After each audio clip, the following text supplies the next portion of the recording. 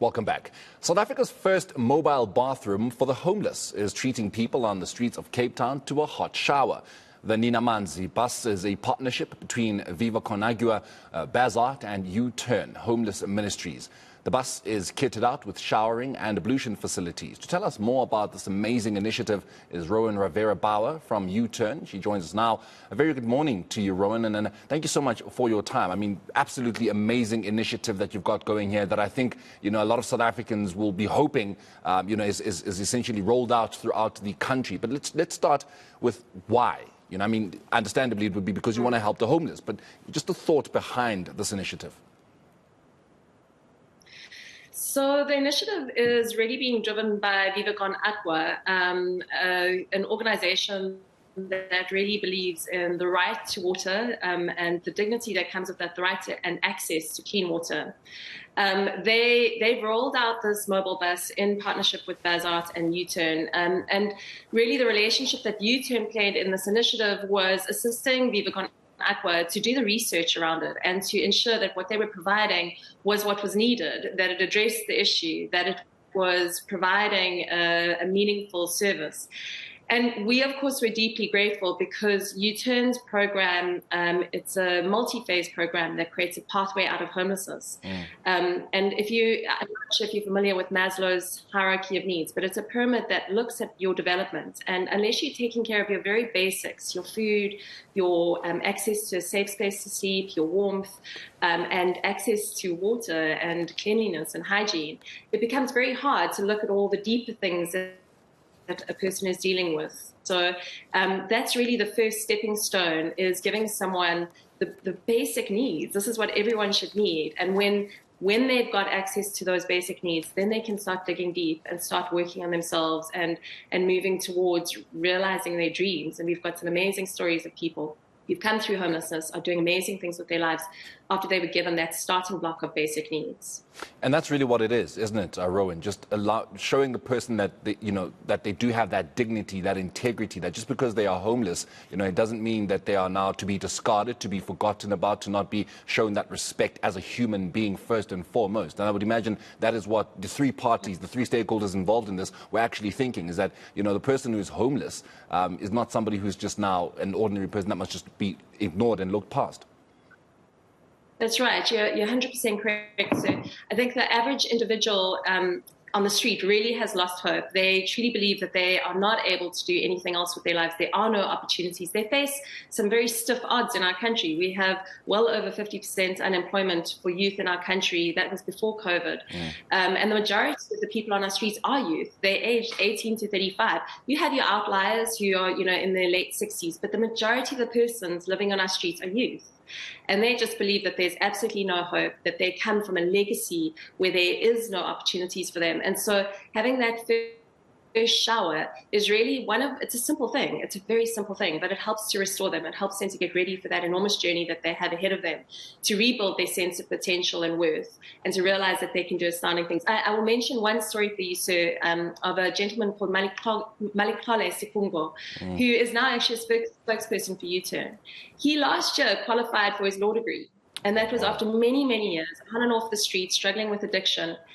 And so what I mention his story to illustrate the fact that if you can take care of those basic needs, people have enormous potential and dreams. And if we can help them with that, we can then help them with the stepping stones towards living a full life. And that benefits everyone. There are a number of positive stories I can imagine, just like this man who's now, of course, completing his law degree. But then everything does have its challenges, everything does have its downs. As much as there are the ups, and that's what we want to focus on, there are the downs as well. What has the Nina Manzi bus and just this initiative itself experienced in terms of challenges? Well, there's always logistical issues. So the bus does need to be connected to mains, and so there were struggles around that. When you're working with a partnership, of course, there's coordination issues that you're trying to navigate. But the key thing is that really all of these challenges are easily overcome if you are able to just have the dialogue and have the conversation and be open to that conversation. So really, although there may have been some struggles along the way, and there always are, they really are not a highlight in this at all, because if anything, it has been, a really wonderful experience, I think, for all parties concerned. There's been a lot of good conversations. I think Viva Con Agua and the staff there have learned a lot about homelessness. We've enjoyed meeting with them. We've enjoyed sharing about this complex issue. And so there's been a lot of learning on both sides. When I come across such initiatives, that are usually done by, individuals and maybe even corporates, I always am interested to find out the involvement of provincial or even municipal government. Have you guys had any kinds of conversation with the Western Cape government to try and get them involved to maybe just amplify what it is you're doing? Well, we had Ward Councillor Christie of Ward 58 in Cape Town attending the event. There's an enormous amount of support. I've been around long enough now working with U-Turn and navigating relationships with city and provincial to know that there's an enormous amount of goodwill, but there are structures in place that can be frustrating. I think as frustrating for the people on the ground as it is for the officials who are navigating them, and it's part of democracy. So, there are tenders to be submitted, there's paperwork to be done, things can be slow. And so they've been enormously supportive in terms of joining the dots and making connections.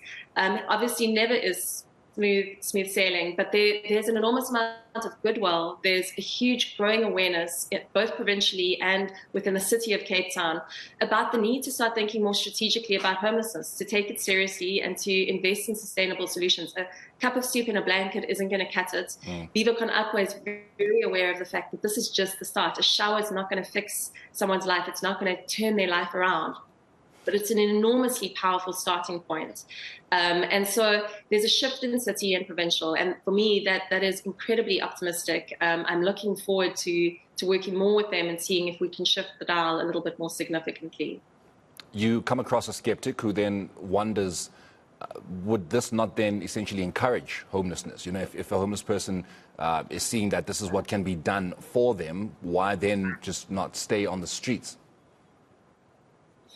Yeah, it's a question I encounter frequently. The reality is that in Cape Town alone, there's the number, depending on the numbers that you accept, there's between 6,000 to 14,000 individuals sleeping on the street. We face a chronic problem across our country, and it's a legacy that plays into the picture.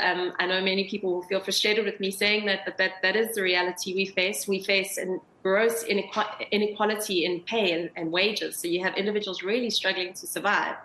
And so, homelessness is going to be existing whether or not you provide a shower. You cannot turn a blind eye. If you turn a blind eye, this problem will get bigger. It is not going to go away. And so providing a shower to any skeptic, I say, really, the shower is just the beginning. It is tied to a very well-tracked, reputable developmental program. 80% of U-Turn graduates remain employed and sober.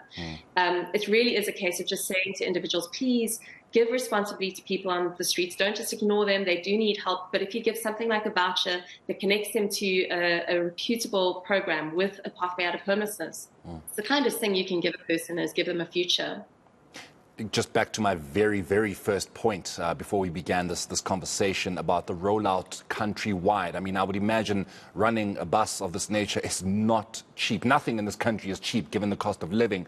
But how realistic would it be to roll something like this out nationwide? So I would be speaking on behalf of Viva Con Agua, and it's something that I couldn't speak into with absolute knowledge. There was funding involved in this, and you are right, it wasn't cheap as far as I'm aware. But once you've done something once, you have something of a model, and it then becomes easier to roll out. And I speak from U-Turn's perspective on this too. We've also struggled to increase capacity and reach the vast numbers of people that we're needing to reach.